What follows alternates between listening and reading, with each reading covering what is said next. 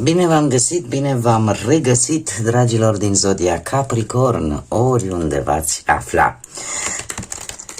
Bine ne-am regăsit, dragilor, la o nouă lectură generală pentru această următoare perioadă a lunii noiembrie, mai precis perioada cuprinsă între 10 și 16 noiembrie acestui an.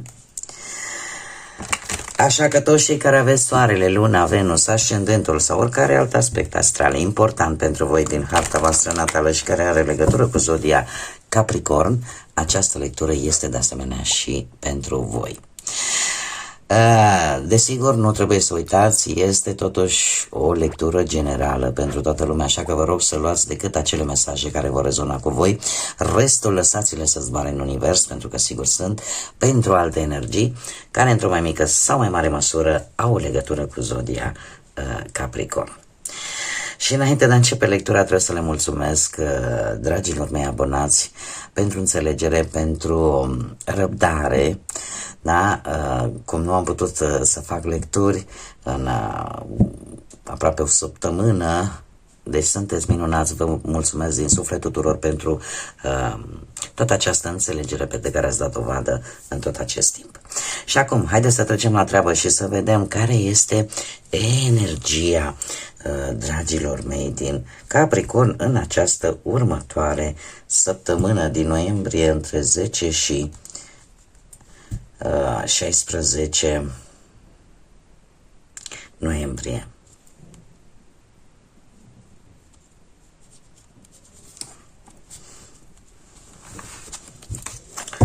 Să vedem, să vedem. O energie a unui cavaler. Pe cine sunteți voi, dragilor, așa furioși? Bun, haideți să o luăm așa.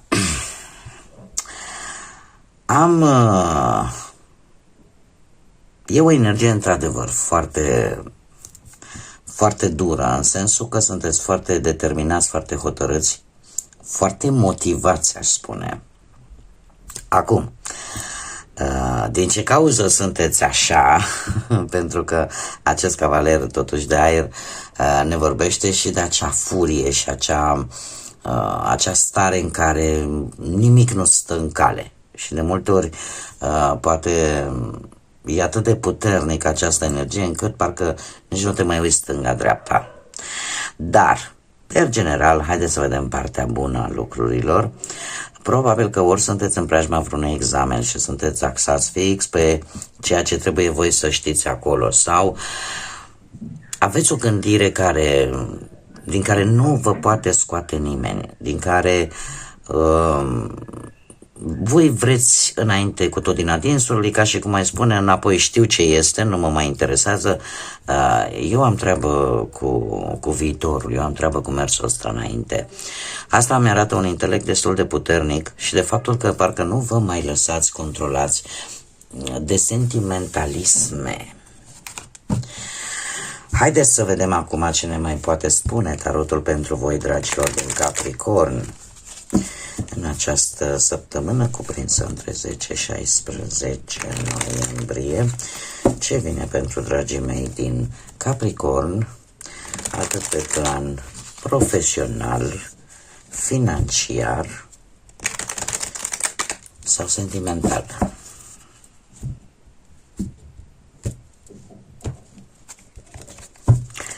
Să vedem.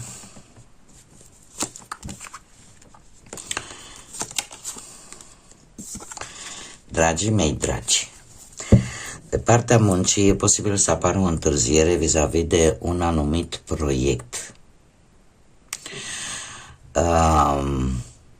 Nu știu dacă e momentul cel mai oportun să lăsați un job, dacă la asta vă gândiți.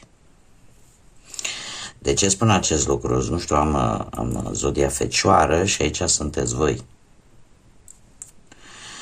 Sau e posibil ca la locul de muncă ceva să se schimbe, dar să se schimbe radical. Și eu aș spune că îmi cer scuze pentru zgomotul care se aude, sunt pereți efectiv de hârtie.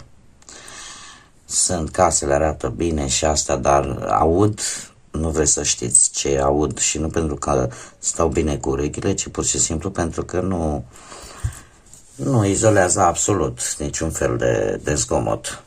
Eu sunt sigură că sunt auzit în partea altă, doar că nu sunt înțeleas, vorbesc într-o limbă total străină pentru ei, dar îmi cer scuze dacă se aude acest zgomot. Eu îl percep foarte aproape, fiind și lângăzit. Sper să nu vă deranjeze pe voi. Bun, revenind la lectura noastră. Revenind la lectura noastră, așa cum am mai spus, apare ceva. Pe partea asta a muncii apare o schimbare foarte semnificativă și care vine într-un mod foarte rapid. Nu știu, că schimbă un pic mai mult, aș spune, lucrurile. Iar asta vă va face poate să vă dați seama că nu este momentul oportun să schimbați jobul. Pentru că această schimbare bruscă aduce un blocaj. Și un blocaj în sensul în care pe o perioadă de timp, o perioadă destul de lungă de timp, va fi foarte dificil să vă mai găsiți altul. Deci asta este deci asta este informația pe care aceste cărți mi-o dau. Și asta pentru simplu motiv că ceva se va schimba. E roata destinului. Roata destinului nu vine să spună, băi, vezi că schimbăm cu tare lucru. Ea pur și simplu vine și cumva poate să vină cu lucruri bune, nu? Odată e bine, acum suntem sus, pe urmă suntem jos, că da, roata se învârte. Dar mare atenție pentru cei care aveți în cap să lăsați un anumit job sau jobul pe care voi îl aveți în acest moment. Pentru că mie, cel puțin aici, mi-arată un blocaj după aia să mai găsiți altul pe o perioadă destul de lungă de timp. Și indiferent cât veți căuta și indiferent, cumva, e ca și cum mai zice, trebuie să treacă timpul cu tare, e unul destul de lung. Destul de lung, așa că cântăriți bine. Mergem mai departe pe partea bănuților. Dragilor, nu știu dacă cineva va cam jumuli de bani. Am zis-o așa de cartier. Mi-a ieșit, îmi scuzați. Scuzați-mă pe mine. Mi-a ieșit. Dragilor, ori e vorba de niște bani pe care de ceva vreme cineva vii tot toacă mărunt așa și până la un moment dat când va trebui să, neapărat că va trebui, voi o să vă dați seama și o să ziceți, dom'le, totuși mai am de trăit, mai am și o nevoie de una de alta. Începeți să gândiți așa pe termen lung cât veți putea să faceți față acestei scurgeri, ca să zic așa. Avem un 7 de spade care îmi spune că bine ar fi în această perioadă să nu pariați, să nu investiți și în mare parte să aveți grijă și cu împrumutați. Există într-adevăr niște tentații. Există niște tentații în a face bani foarte rapid, dar vin cu un preț, dragilor. Și acel preț e unul destul de mare, poate să fie chiar integritatea voastră. Pentru că aici nu o să fie lucruri foarte curate, în sensul în care nu o să fie neapărat niște bani câștigați cinstit. Da? Așa că ori ceea ce v-am spus la început, faptul că e aici o scurgere de bănuți, cineva să vină cu vreo ofertă de asta care nu e ce trebuie. Cel puțin mie asta mi arată cărțile, nu este ce trebuie și este foarte interesant că se repetă cifra 7, dragii mei, care vine, lăsând la o parte că ne vorbește de spiritualitate, înțelepciune în primul și în primul rând, dar vine cu un puternic simț de observație și cu o gândire foarte analitică, foarte profundă. E ca și cum cărțile încearcă să-ți mai dea câte un semnal. Mare grijă cu bănuții în această săptămână, dragilor. Mergem mai departe pe partea asta sentimentală. Cei care sunteți deja într-o pereche, ei, cine vă supără pe voi? Nu știu dacă sunteți mulți dintre voi care poate aveți copii și se pare că unul zice: domne, eu îmi trebuie bani de facultate, îmi trebuie bani la școală, îmi trebuie bani pentru cutare, ălălalt, sau ce nevoie are. De obicei, în general, copiii au nevoie de bănuți. Celălalt, în schimb, este o fire poate mai jovială, așa, mai sensibilă, mai empatică. Cert este că voi sunteți într-un moment, probabil în această săptămână, și o să-mi spuneți: domne, da, stai puțin că e vorba de relații. Da, este o relație cu proprii noștri copii. Nu e tot o relație și tot sentimentală, e că iubim și ținem la ei. Nu trebuie neapărat să fie vorba de o persoană cu care să avem și alte lucruri intime. Eu îmi fac datoria și vă spun de la început care ar fi variantele, da? Deci e vorba de aceste două situații în care două suflete tinere, una de apă, rac, pești sau scorpion posibil, și una de pământ, la fel ca și voi, Taur, Fecioară, Capricorn, efectiv, aveți oarecum clacați. Sau pur și simplu ziceți: domne, cum o descurc eu pe asta? Cum ies eu din situația asta? Pentru că am 8-ul ăsta de spade. Și ai senzația că ești blocată în această situație și că parcă poate e prea mult față de cât poți tu să duci, posibil și lucrul ăsta. Ia să mai punem cartea. Da, nu e clar. Mai am aici zodia pești. Voi sunteți foarte, poate vis-a-vis de două energii tinere, ca să generalizăm, parcă nu găsiți o soluție, parcă nu vedeți încă o rază de lumină care să vă facă să ieșiți din cercul vicios în care vă învârtiți. Și acum, extrapolând și pentru partea asta masculin-feminin, sau mă rog, pentru adulți, ca să zic așa, o pereche formată din doi adulți, doi oameni maturi. Trebuie să vă spun același lucru.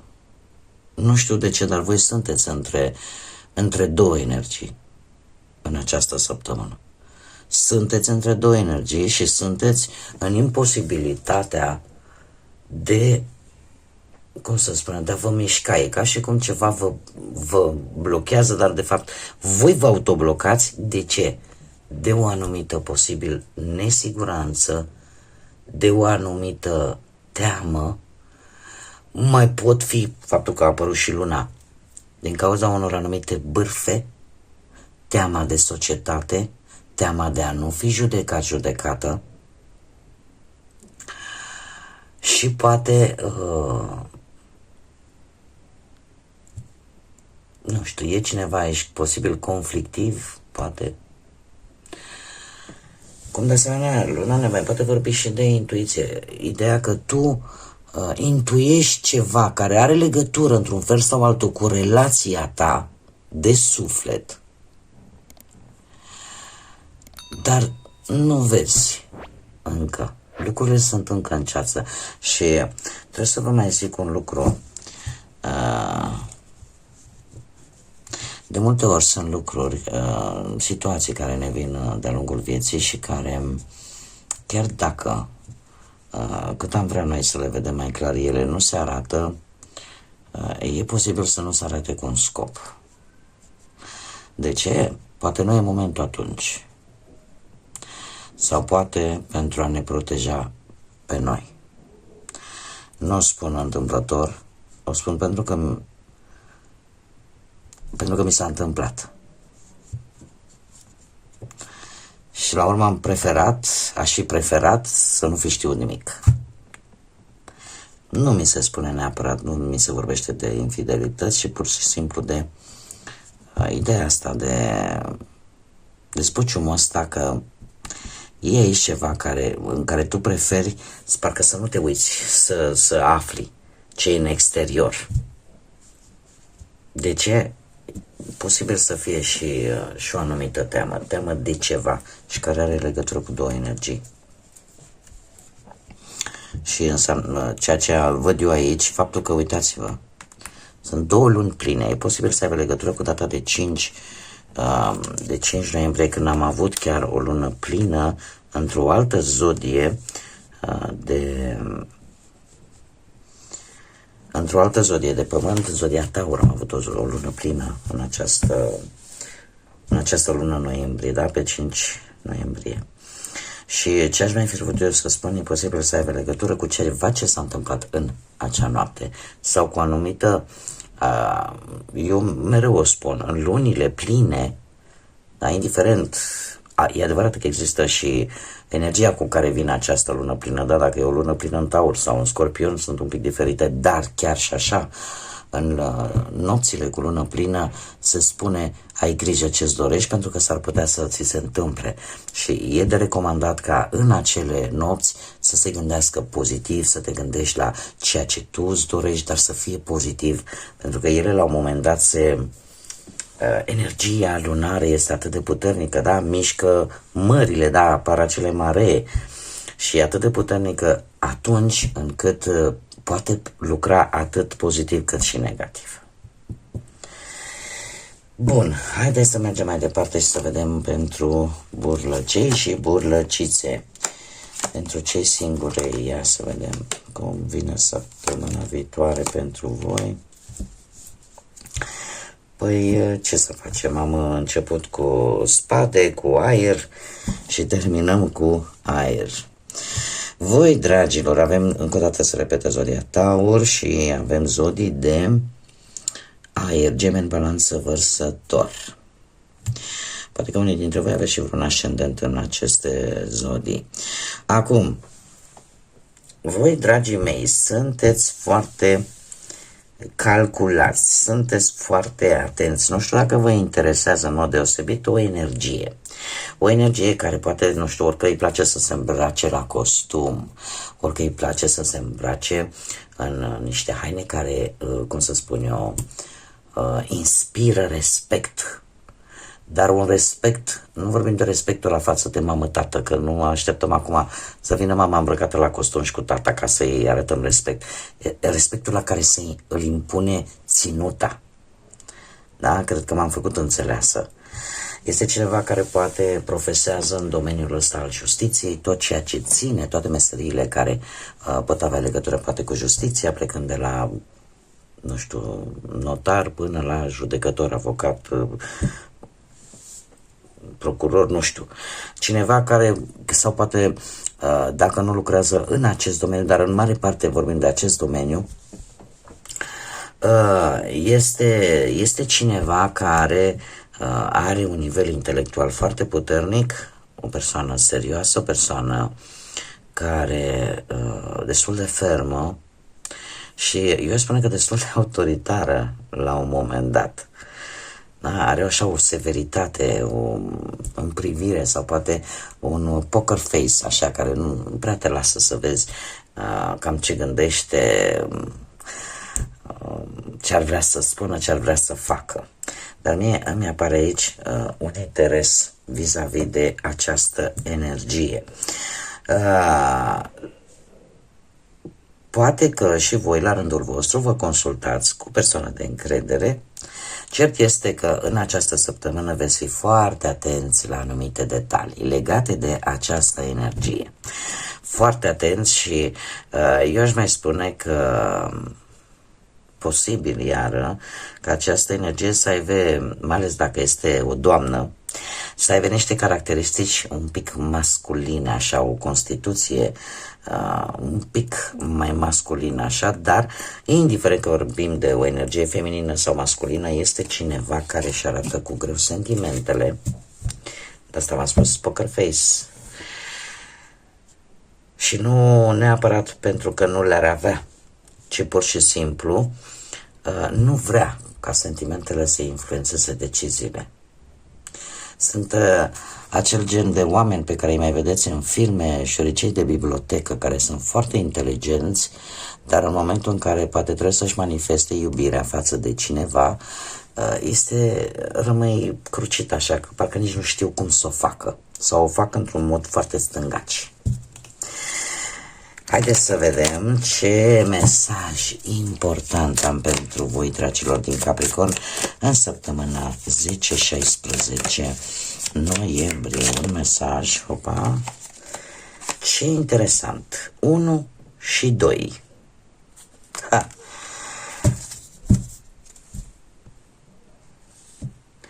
Ia să vedem. Haideți să luăm cu 1. Numărul 1, care ne vorbește de noi începuturi. Noi începuturi. În săptămâna asta o să cam fiți mai individualiști așa, nu știu, nu prea o să stați voi foarte mult în cercuri mari așa. Și spune prințesa, you can be, tu poți fi propriul tău cavaler. Sau calaver, cum zicea în caiaș nasului nepotul meu.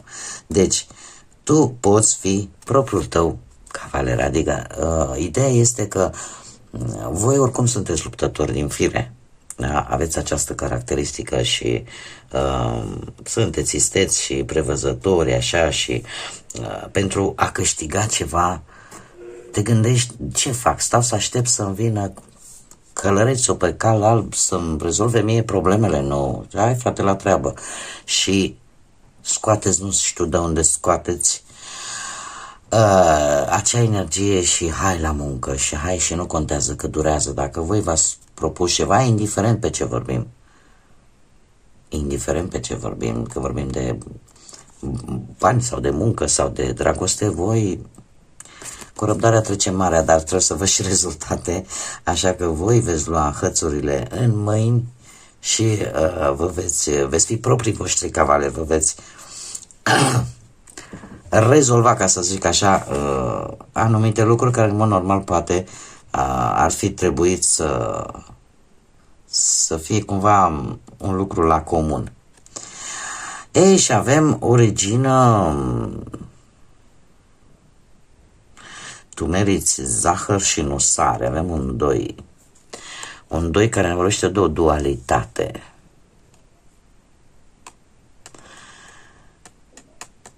De o dualitate vis-a-vis de o situație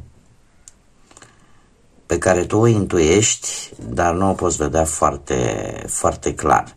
Iar faptul că aici mi se spune meriți zahăr, nu sare, trebuie să vă spun că, indiferent că vorbim de sare sau de zahăr, fiecare din aceste două componente are importanța sa. Doar că trebuie cumva, bine că în practică am mai văzut noi tot felul de produse astea dulci, care sunt dulci sărați și combinația, și mie îmi place, de ce să vă mint, combinația de dulce sărat mă încântă. Dar în general, haideți să vorbim așa la modul general și să nu vorbim de excepții, nu, sarea are și rolul ei foarte bine determinant, cum și zahărul are rolul lui foarte bine determinant. Iar faptul că la un moment dat poate tu ai nevoie de sare și primești zahăr, nu e tocmai, că nu știu cum ar arăta o ciorbiță de perișoare cu zahăr în ea. Da, nu știu dacă mă înțelegeți, haideți să vă explic. Adică nu înseamnă că ești, poate că unii dintre voi sunteți într-o situație în care, dom'le, dacă eu am nevoie de cutare lucru, pentru că eu de ăla am nevoie și tu îmi vii cu alte ălea, păi, acum asta este, eu o să-ți spun lucrul ăsta, care probabil că nici nu o să-ți convină. Pentru că și voi când aveți ceva de spus, da, poate că țineți, dar la un moment dat dă oala în foc și spuneți, păi dacă eu am nevoie de, exact cum bine vedem, dacă eu am nevoie de zahăr, tu de ce îmi vii cu sare? Și invers. Chiar dacă ele au o importanță a lor, eu nu e ceva care să nu aibă importanță, chiar foarte mare. Nu? Când ne scade glicemia, ce luăm? Luăm sare? Nu, e o bucățică de zahăr. dar cum de asemenea așezarea are rolul lui. Bun, dragilor, iar pentru asta eu ce să vezi că o să fiți văzuți un pic ca niște regine sau regi așa mai răutăcioși. Bun, dragilor, cam atât am avut pentru voi. Eu vă mulțumesc pentru atenție. Cred că e cea mai lungă lectură pe care am făcut-o până acum, din acest nou set de lecturi. O săptămână minunată, dragilor, o săptămână minunată, o săptămână în care bine ar fi să domnească luciditatea, rațiunea, da? Și oarecum să echilibrați această energie de cavaler de aer. Din partea mea, toate cele bune, vă aștept cu mare interes pe toți cei care încă nu v-ați abonat. Dacă v-a plăcut, dacă ați rezonat, dacă doriți să mai vedeți aceste lecturi, nu ezitați, abonați-vă, este gratuit. Îi mulțumesc din suflet tuturor pentru like-uri, mesaje, distribuiri. În continuare am nevoie de voi, dragilor, iar până data viitoare când ne vom reîntâlni la o nouă lectură, tot binele din lume și, desigur, să fiți iubiți, dragilor.